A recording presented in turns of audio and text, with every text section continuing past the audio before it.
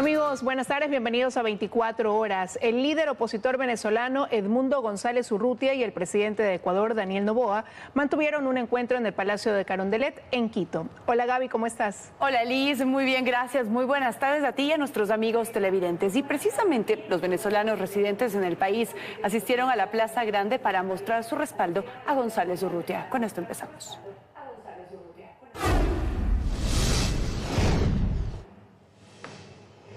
Como lo mencionábamos, el líder opositor venezolano Edmundo González fue recibido por el presidente Daniel Noboa en Carondelet. Allí mantuvo reuniones con el gabinete de gobierno y recibió una condecoración por su lucha por la democracia. Belén Berizalde está en el lugar para darnos más detalles. Hola Belén. Hola Liz, amigos, muy buenas tardes. Efectivamente, en este momento nos encontramos en el Salón Amarillo del Palacio de Carondelet, en donde ustedes pueden observar aquí a mi espalda se encuentran varias autoridades de gobierno, porque precisamente ya en minutos van a llegar hasta este salón el presidente Daniel Noboa y también el líder opositor Edmundo González Urrutia. Aquí se espera que brinden unas breves declaraciones, tanto el presidente Noboa como también González, de lo que ha sido esta mañana en la que han mantenido algunas reuniones. También luego de estas declaraciones que se esperan, ya se entregará una condecoración a Edmundo González. Se trata de la condecoración al mérito Gran Collar, que justamente es un reconocimiento que se entrega a figuras destacadas. En este caso se dará esta condecoración a Edmundo González por su lucha a favor de la democracia en Venezuela. Más temprano les comento cómo se desarrollaron aquí las actividades en el Palacio de Carondelet. Fue pasados unos minutos de las 10 de la mañana que Edmundo González arribó hasta el Palacio de Carondelet junto a su esposa Mercedes López. Se presentaron todos los honores al presidente electo de Venezuela, reconocido por Ecuador.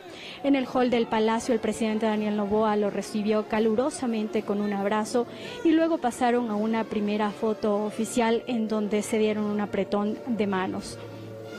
Después de ellos salieron al balcón del Palacio para saludar con los ciudadanos venezolanos que se dieron cita aquí en la Plaza Grande y también estuvieron en una reunión a puerta cerrada en el Salón de Gabinete en la que participaron varios ministros de Estado, entre ellos la canciller de la República, Gabriela Sommerfeld, la ministra del Interior, Mónica Palencia, el ministro de Defensa, Giancarlo Lofredo, el ministro de Gobierno, José de la Gasca, así como autoridades importantes del país, como la fiscal general del Estado, Diana Salazar, mientras que del lado venezolano estuvieron algunas figuras representativas acompañando a Edmundo González, entre ellas el exalcalde de Caracas, Antonio Ledesma.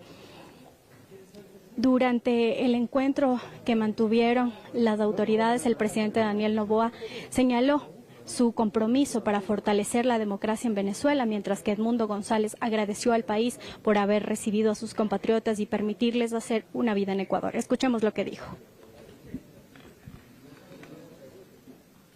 Siempre bajo el principio del trabajo mancomunado por lograr la recuperación de la democracia en Venezuela, agradeciéndole nosotros de antemano con mucha gratitud el empeño que ha puesto el gobierno del presidente Noboa en la recepción de cientos de miles de venezolanos que han hecho vida aquí en Ecuador.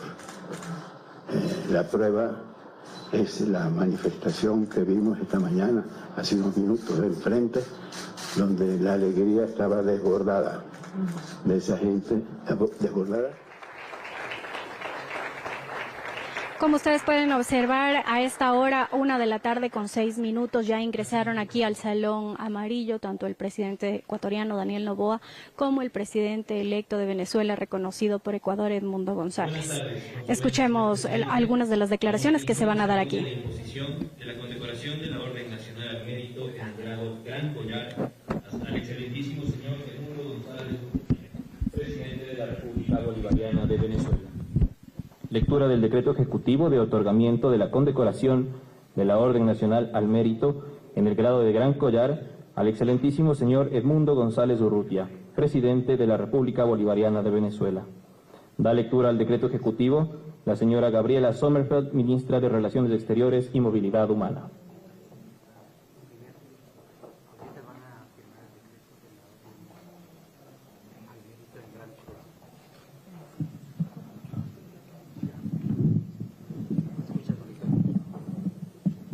señores presidentes, condecoración de la Orden Nacional al Mérito en el grado de Gran Collar, señor Edmundo González Urrutia, presidente constitucional de la República Bolivariana de Venezuela. Decreto Ejecutivo número 514. Daniel Noboa Asín, presidente constitucional de la República. Considerando que en el año 2024 el señor Edmundo González Urrutia fue elegido presidente constitucional de la República Bolivariana de Venezuela con una contundente mayoría popular, reflejo de respaldo del noble pueblo venezolano y la confianza depositada en su liderazgo para guiar al país hacia un futuro de desarrollo, estabilidad y reconciliación.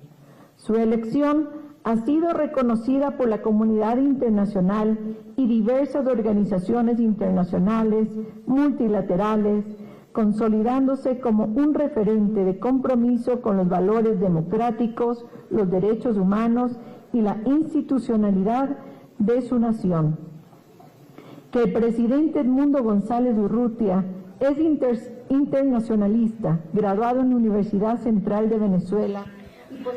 Ustedes están escuchando en este momento a la canciller de la República, Gabriela Sommerfeld, quien está dando las motivaciones precisamente por las cuales Ecuador entregará esta condecoración en el grado de Gran Collar.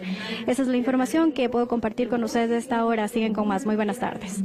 Buenas tardes, Belén. Gracias por tu reporte desde el Palacio de Carondelet. Mientras tanto, en los exteriores de Carondelet se dieron cita a cientos de venezolanos que acudieron a recibir a González Urrutia para mostrarle su apoyo. Nuestra compañera María Gracia Chacón desde temprano acompaña a la comunidad venezolana y nos tiene todos los detalles. Adelante.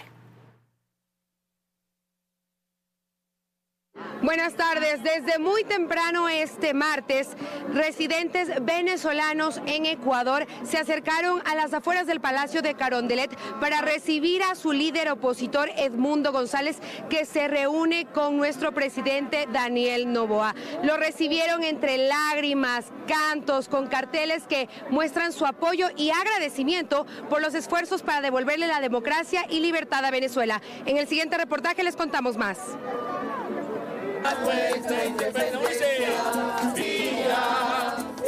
Con gritos y cantos por la libertad y democracia, carteles y lágrimas de agradecimiento a los líderes de oposición y de impotencia por haber tenido que abandonar su país, cientos de venezolanos recibieron a Edmundo González Urrutia, presidente electo de Venezuela, reconocido así por Ecuador y otros países de la región, en la Plaza Grande en Quito. Luego de su encuentro con el jefe de Estado ecuatoriano Daniel Noboa, salieron a saludar a la comunidad venezolana desde el balcón presidencial de Carondelet. Para la comunidad venezolana es clave acompañar al líder por quien votaron en las últimas elecciones de su país. Fuera del Palacio de Carondelet venimos a demostrar que seguimos siendo mayoría, que Venezuela sigue de pie, que estamos luchando por nuestra democracia, que lastimosamente nos hicieron un golpe de Estado, nuestra gran líder María Corina Machado, y debemos entender que si ella no se rinde, nosotros tampoco tenemos derecho a rendirnos. Pues muchos venezolanos tuvieron que salir de allí no solo por la inestabilidad política y económica en la que se encuentra ese país, sino también porque fueron perseguidos y tuvieron que dejar a sus familias atrás. Bueno, es muy emocionante tener que estar aquí del lado de gente que de verdad lo recibe uno bien, como es Ecuador. Es increíblemente doloroso. Nosotros desde el centro del corazón sentimos que queremos irnos a nuestra patria, a vivir feliz, a vivir en libertad. Nosotros nos acechan, nos sacan a la fuerza. Sus esperanzas se centran en recuperar su país. Durante este evento, las Fuerzas Armadas y la Policía Nacional realizaron chequeos para garantizar la seguridad de las personas. Hubo 9 cierres viales en los alrededores de la Presidencia de la República.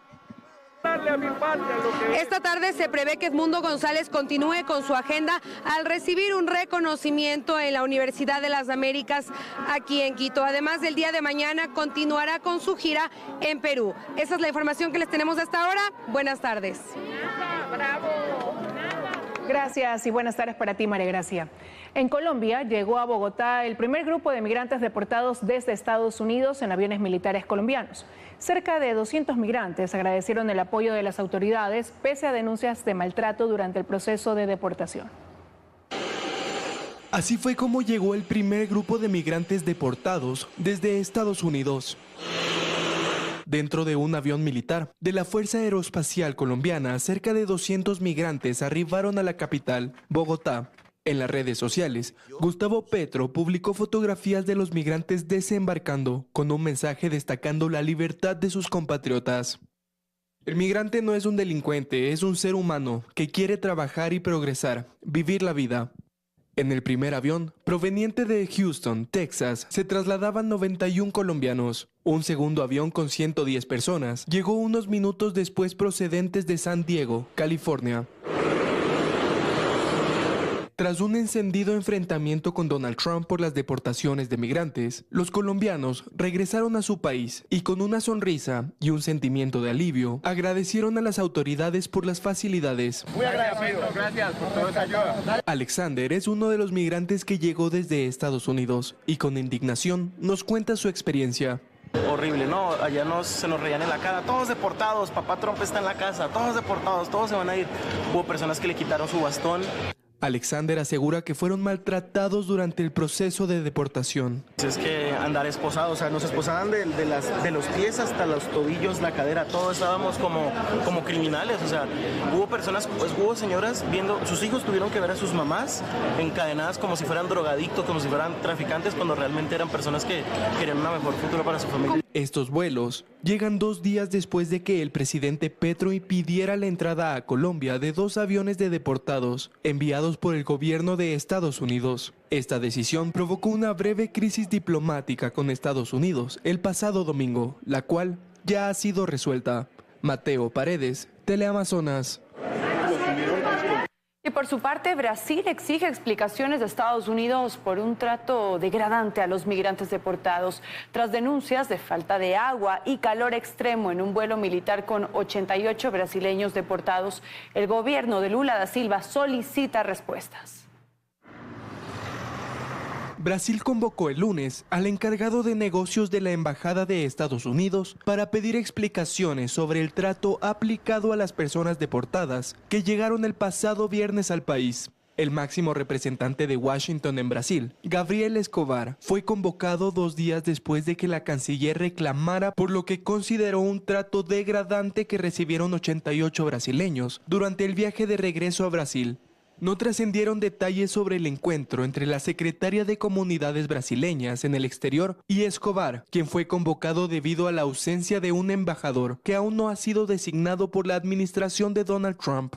El primer grupo de brasileños deportados, desde que asumió Trump, arribó en un avión militar estadounidense la noche del viernes a Manaus, capital del estado de Amazonas. Varios contaron que no recibieron agua, fueron esposados de manos y pies e impedidos de utilizar el baño durante el trayecto. También denunciaron un calor insoportable que produjo incluso desmayos en algunos pasajeros. Las personas repatriadas estaban en Estados Unidos en situación irregular. El episodio representa el primer roce entre el gobierno de Trump y el de Luis Ignacio Lula da Silva. Más de 32,000 migrantes ecuatorianos en Estados Unidos se encuentran con orden de salida. Esto como parte de las deportaciones masivas impulsadas por el gobierno de Donald Trump. Tolerancia cero es el mensaje de Donald Trump por las masivas redadas y el inicio de las deportaciones de migrantes a nivel internacional. Según el Departamento de Migración de los Estados Unidos, los países que registran personas listas para deportar son Honduras, Guatemala, México, El Salvador, Nicaragua, Cuba, Brasil, Haití, Ecuador, Colombia y Venezuela. Siendo Honduras el país con mayor cantidad de personas a deportar, la cifra asciende a 262,000 hondureños. En la lista también se registra Ecuador, con más de 32,000 ecuatorianos ecuatorianos que disponen de la boleta de retorno. María Belén Albuja, abogada especialista en derecho migratorio, detalló en nuestro espacio de entrevista en Teleamazonas que las condiciones de deportación para los ecuatorianos varía. Los que están en fila como prioridad para deportación y remoción a Ecuador son personas que han tenido o antecedentes criminales en Ecuador o en Estados Unidos, crímenes graves y los que lamentablemente por nervios y sin información aceptan la deportación sin una pelea legal. Albuja también recomendó a los ecuatorianos que residen en los Estados Unidos mantener documentos para evitar ser deportados. Le recomiendo a las personas tener documentos con el nombre, la dirección, que comprueben su estadía en los Estados Unidos por más de 2 años para que no sean sujetos a estas deportaciones expeditas. La incertidumbre de los migrantes no solo se da en Estados Unidos, sino en su estatus en Ecuador, pues muchos de ellos migraron en la búsqueda de un trabajo. Para Alberto Acosta Burneo, editor de Análisis Semanal, esa incertidumbre debe ser analizada por el gobierno actual y para el entrante. El reto del nuevo gobierno tiene que empezar destrabando esa inversión en los sectores estratégicos, que hay un candado constitucional que bloquea la inversión privada y que le establece que es apenas una excepción a la regla, que la regla es del monopolio estatal. Eso limita muchísimo el crecimiento del país y el resto del desafío viene por el lado de los trabas, los trámites excesivos que hacen que sea tan difícil emprender en el país. Tema clave para los candidatos a la presidencia al ser una de las situaciones que debe afrontar. Ese es uno de los motivos por los cuales nos involucramos en la política, hacer que la vida de la gente cambie para bien, que no tenga la necesidad de irse a otro país a trabajar, que las oportunidades estén en su propia patria, en su propio país. Al momento, Ecuador no dispone de una fecha en la que se inicie el proceso de deportación desde los Estados Unidos. Erika Vera, Teleamazonas. En Estados Unidos, la secretaria de Seguridad Nacional, Kristi Noem, encabezó este martes las primeras redadas de migrantes en Nueva York, cumpliendo las directrices del presidente Donald Trump. En un operativo en el Bronx, agentes detuvieron a un inmigrante acusado de varios delitos graves.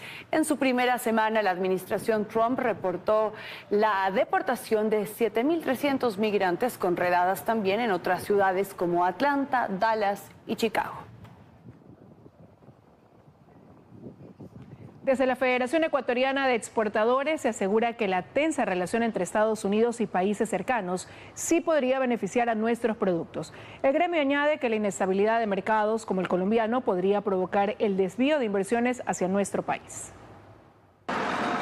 Que es momento que el país comience a cosechar, así lo considera Felipe Rivadeneira, presidente de FedeExport, quien detalla que el Ecuador mantiene actualmente una ventaja con Estados Unidos sobre sus vecinos como Perú y Colombia, motivo por el cual ve propicio capitalizar comercialmente. El Ecuador desde la pandemia ha sido muy fiable, a pesar de los problemas de seguridad hemos sido extremadamente cumplidores, entonces yo sí creo que va a haber un desvío de comercio, va a empezar a verse señales de desvío de comercio, sobre todo viendo las actitudes y la firmeza del presidente Trump. Y aquí las claves para encaminar uno de los procesos más tortuosos para el país, como ha sido concretar un TLC con Estados Unidos, que de enfocarnos podríamos cerrarlo en el 2026, asegura Rivadeneira. El presidente Trump la semana pasada, el día martes, emitió un memorándum al Departamento de Comercio de los Estados Unidos para que haga un análisis profundo de qué países Estados Unidos tiene que iniciar negociaciones bilaterales y le da un plazo hasta el mes de abril. Entonces yo creo que tenemos que tratar de aprovechar este plazo para que se pudiera llegar a firmar un acuerdo comercial que tanta falta nos hace. Y del cual hemos estado alejados cerca de 20 años, por lo que Alejandro Martínez, presidente ejecutivo de Expo Flores, agrega que hay que saber aprovechar la coyuntura. Entonces nosotros como Ecuador tenemos que buscar sí o sí un acto preferencial. Puede ser la implementación de la ley IDEA, que es lo que nosotros como privados hemos venido trabajando ya estos 2 años, o algunas otras alternativas que podemos encontrar en la legislación americana. A esto Martínez le suma lo necesario que es que Ecuador muestre una postura clara frente a los Estados Unidos. De que queremos paz, de que queremos oportunidad tanto de inversión y generación de empleo. Entonces necesitamos poder exportar productos, necesitamos poder traer servicios, necesitamos traer inversión. Para poder solucionar las diferentes crisis por las que hoy atraviesa el país. Astrix Ingrid, Teleamazonas. Amigos, momento de una pausa, pero enseguida más de 18.800 paquetes electorales ya fueron entregados en 13 provincias del país para las elecciones generales. Además, se prorrogarán en funciones los consejeros de la Judicatura, pues el Consejo de Participación avanzó con el proceso de designación. Ya les contamos todo al volver.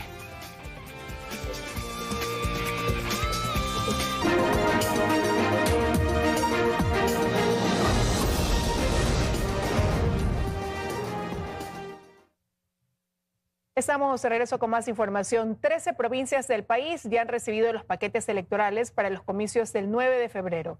La distribución del material culminará el 7 de febrero en Pichincha. Lucía Clavijo está en la empresa integradora Montgard en Pifo y nos cuenta más. Hola, Lucía. ¿Qué tal, compañeras? Así es, aproximadamente 18.800 paquetes electorales ya han sido entregados a 13 provincias del país para lo que serán los comicios del próximo 9 de febrero. Este martes, las autoridades del Consejo Nacional Electoral hicieron un recorrido por la empresa integradora, y a continuación les presentamos el siguiente reportaje. A 12 días de las elecciones generales, así es como en la empresa integradora Montgard se alistan los paquetes para el sufragio. Papeletas, cintas y todo el material se coloca en cajas que serán distribuidas en todo el país. Este martes, el Consejo Nacional Electoral realizó un recorrido por la planta para verificar su avance y anunció que 18.871 paquetes ya han sido entregados en 13 provincias. Morona, Santiago, Sucumbíos, Orellana, Napo, Pastaza, Galápagos, Loja, Zamora Chinchipe, Guayas, Santa Elena, Cañar, Azuay y El Oro cuentan ya con los paquetes electorales en sus bodegas. En total, 41.500 paquetes son nuestra responsabilidad. El 46.87% del país está entregado ya. Al momento, la integración de los paquetes ya alcanza un 78,42%, mientras que la impresión de papeletas superó ya el 99,5%. Un total entregado ya a la empresa integradora, en lo que corresponde a documentos electorales, el 88% del total. Y lo que corresponde a papeletas electorales, el 82%, que el día de mañana estaremos terminando la impresión en el instituto, y la entrega está prevista hasta el día 3 de febrero. Según el cronograma del CNE, las siguientes provincias que recibirán el material serán Manabí y Los Ríos el 30 de enero y el proceso finalizará en Pichincha el 7 y 8 de febrero. Imbabura y Cachi, 1 de febrero. Santo Domingo y Esmeraldas, 3 de febrero. Chimborazo, Bolívar, Tungurahua y Cotopaxi, el 5 de febrero. El 100% de paquetes electorales del exterior ya fueron entregados, a excepción de Venezuela.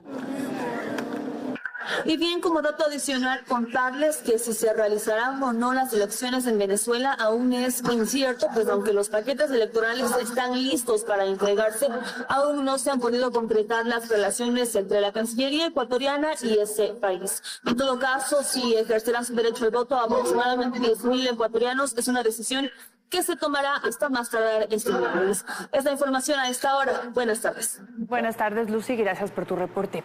La tarde de este lunes llegó a Cuenca el material electoral que servirá para las elecciones del próximo 9 de febrero. El convoy con los kits arribó a las bodegas del Centro de Procesamiento Electoral de Azuay bajo un fuerte resguardo de seguridad militar. Bajo estrictas medidas de seguridad llegó la tarde de este lunes a Cuenca el material electoral que servirá para los comicios del próximo 9 de febrero.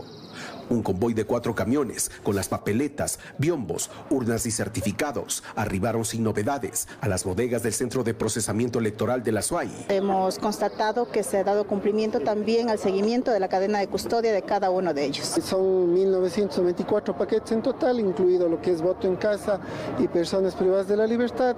Estos kits electorales serán distribuidos entre el viernes 7 y sábado 8 de febrero a los 269 recintos en toda la provincia de la Azuay. Lo primero que saldrá de estas bodegas hacia los recintos será el Cantón Cuenca, y luego el sábado 8 estaremos con todos los recintos de los otros 14 cantones. La seguridad de estos paquetes electorales queda bajo el resguardo de las Fuerzas Armadas. Esto queda en custodia. Recordemos que ya en días anteriores ya los miembros de las Fuerzas Armadas se encontraban acá en el Centro de Procesamiento Electoral, y posterior a ello ya tenemos mayor presencia de ellos para dar esta custodia a los paquetes electorales. El padrón electoral en Azuay para las elecciones 2025 se redujo de 641.000 personas en 2024 a 635.000, de acuerdo a la delegación electoral de Azuay. En Cuenca, Iván Rodríguez, Teleamazonas.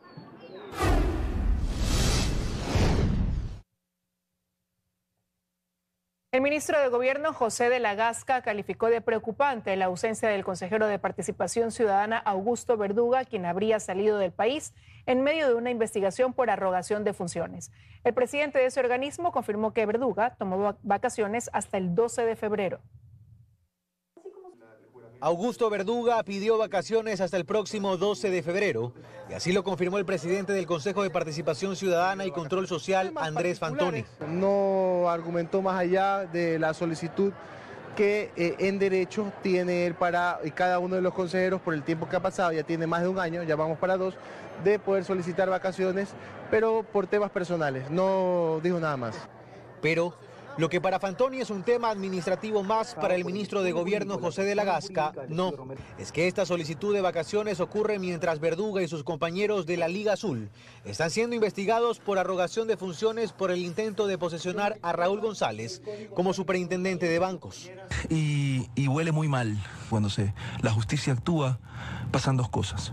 Huyen por un lado y después acusan de lawfare, acusan de que se los está persiguiendo, de persecución. O sea, siempre veo este discurso, ¿no? Agregó el ministro de Gobierno que sobre Verduga hay varias cosas que investigar aún. Creo que alguien que ha sido parte de un allanamiento, a quien una orden judicial ha pedido que se incaute parte de sus equipos de comunicación personal y que hoy está sometido a la justicia, al menos en una investigación por arrogación de funciones, en algo tan delicado como la función del Consejo de Participación Ciudadana, que de repente pida licencia y no sabemos si salió o no salió del país, pero he escuchado que sí. Es muy delicado. Ya se verá en las investigaciones qué nivel de participación tuvo y cuáles eran los diálogos clandestinos para que todo esto sucediera. Pero definitivamente aquí yo creo que hay mucha tela por cortar. A través de su cuenta de X, Verduga respondió: aún no existe informe de ninguna pericia, pero ya anuncian que existirá otro caso penal que nada tiene que ver con la superintendencia de bancos. Son especialistas en estos montajes. Están literalmente reconociendo que fabricarán otros casos, pero ya conocemos su manual. En tanto que el Tribunal Contencioso Electoral y la Corte Constitucional tienen puesta también su lupa sobre la Liga Azul, sobre sus eventuales decisiones. El presidente del Consejo de Participación Ciudadana prefiere no adelantar criterios, pero sí dejar en claro qué podría pasar si Verduga no se reincorpora al organismo, vencidas sus vacaciones. Puede tener consecuencias administrativas si sería como un abandono del cargo, ¿no? Carlos Acoto, Teleamazonas. Los vocales del Consejo de la Judicatura se prorrogarán en funciones automáticamente desde este jueves. Su periodo termina este miércoles ante la imposibilidad de que el Consejo de Participación Ciudadana y Control Social avance en la designación de los nuevos vocales.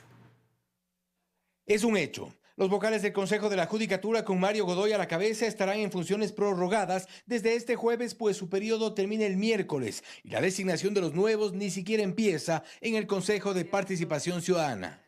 Esta prórroga supone tener por varios meses a los mismos vocales que fallaron en 2 concursos para designación de jueces de la Corte Nacional de Justicia, los mismos que no lograron avanzar en el concurso de jueces de primer nivel, ni evaluaciones a funcionarios. Preocupante, dice Anabel Guerrero, vicepresidenta del Colegio de Abogados de Pichincha. No es posible que todo se detenga. El tema, y igualmente el tema de los procesos de evaluación de jueces y juezas, no se hace desde el 2017. Entonces se requiere que esta nueva conformación se dé inmediatamente. No obstante, esta prórroga supone también más de un Consejo de la Judicatura cuyo presidente está en medio de un escándalo. La denuncia de la jueza Nubia Vera por supuestamente intentar interferir en un fallo. Lo que implica igual, que seguimos en esta profunda crisis del sistema de justicia. Y de esto no solo se advertía desde los colegios profesionales. Los propios vocales de la Judicatura tomaron recaudos y han hecho público que tras el pronunciamiento de la Procuraduría General del Estado,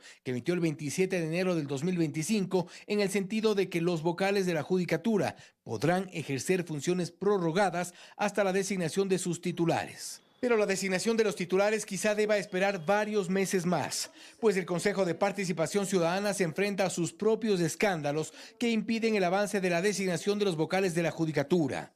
Han recibido las ternas de Fiscalía, Asamblea Nacional, Defensoría Pública y Corte Nacional de Justicia. El Ejecutivo aún no envía y esto frena el proceso de designación. Ternas, al no contarse con las ternas, no se puede dar inicio al proceso de selección. Esto podría tomar 2 meses, 3 meses, incluso un poco más, ¿no? Y mucho más cuando hay todo este conflicto en el Consejo de Participación Ciudadana. En estas condiciones y sin terna del Ejecutivo a la vista, este Consejo de la Judicatura de los concursos fallidos, el de los escándalos por supuesta corrupción y denuncias de supuesta interferencia, seguirá en funciones prorrogadas. Fausto Yepes, Teleamazonas. El 6 de febrero estará listo el informe para primer debate de la Ley Económica Urgente sobre las mujeres emprendedoras que envió el presidente Daniel Noboa. La Comisión de Participación Ciudadana aprobó el cronograma. Está listo el cronograma de comparecencias en la Comisión de Participación Ciudadana de la Asamblea Nacional para construir el informe para primer debate del proyecto de ley económica urgente que busca crear líneas de crédito para mujeres emprendedoras, enviado por el Ejecutivo. La mesa legislativa se reunió la noche de este lunes y ha fijado fechas. Tenemos específicamente ya para este 6 de febrero el informe para primer debate. Ya estaría elaborado, así que son los llamados los asesores a elaborar este informe y también para ponerlo en conocimiento de todo el Pleno. Según Moreta, este miércoles empezarán las comparecencias. Fueron convocados los representantes de 20 instituciones, asegura. También será llamada la banca privada, pues el proyecto de ley plantea el trabajo con las instituciones financieras. Vamos a tener la presencia de sociedad civil, la academia, representantes del gobierno, de las instituciones públicas, del sector financiero y del sector empresarial, porque creemos que ellos son los que van a brindar los mayores aportes para que esta ley también vaya en beneficio de lo que nosotros necesitamos, de las mujeres. Además de las líneas de crédito, la iniciativa habla de capacitación y certificación para las mujeres que tengan en camino un emprendimiento. De ello se encargará el SECAP, dice la propuesta. La institución deberá abrir espacio preferencial para las mujeres. También va a ingresar el SECAP a capacitar y también va a entrar el Ministerio de la Producción a decirles, señores, son las líneas matrices de trabajar. Van a simplificarse trámites administrativos. ¿Quién va a absorber esos costos? Va a ser los que están involucrados, serán gobiernos locales o las instituciones. Para el informe de segundo y definitivo debate estarán de regreso los legisladores titulares luego de la campaña electoral. En Quito, Karen Aro, Teleamazonas.